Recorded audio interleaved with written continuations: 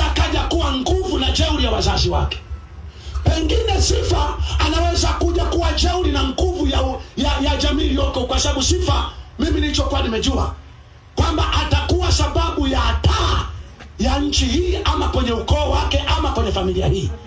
Na pengine sasa kuna mashetani waliona, kuna mashetani aliona yanakunywa juisi, yana smartphone, yakaona huyu binti atakuja kuwa mwema sana, kwa sababu nimekwambia shetani wa Afrika. Ndio maana unaona Afrika tunasema watu wema hawaishi siku nyingi. Watu wema hawaishi siku nyingi. Sasa hawaishi siku nyingi huko Afrika. Mbona kwa wazungu watu wema ndio wanaolindwa siku nyingi? Ujue Afrika kuna changa la macho tumepigwa. Sisi mamlaka fulani za kishetani huwa zinajua wakiishi watu wema tutatoka kwenye utumwa. Tutatoka kwenye bodaboda hizi ambazo tunapigwa na upepo na vumbi. Haya sio maisha ya kibinadamu. Tutatoka kwenye kuoneana na kudhurumiana.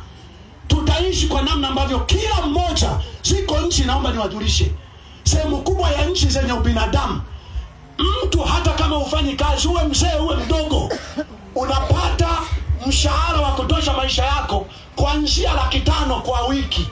Hizo nchi hazina madini, hizo nchi hazina bahari kama ya kwetu, hizo nchi hazina mbuga za wanyama kama za kwetu, hizo nchi hazina ardhi kama ya kwetu, hizo nchi hazina migodi, hazina mazingira kama ya kwetu.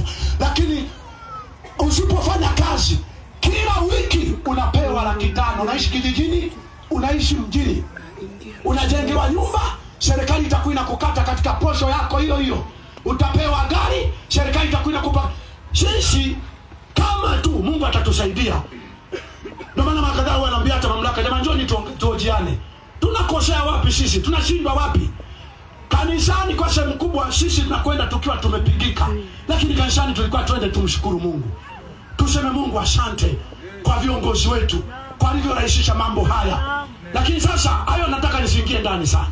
Lakini nataka nikujulishe ile tunasema kwa nini sisi watu wema Afrika wanaokufa mapema. Ni kwa sababu shetani wa Afrika huwaongoza wa Afrika, wanadamu wasio haki, watafute njia za kuwafisha watu wema, kwa kuwa wanajua ni kiburi cha familia, kwa kuwa wanajua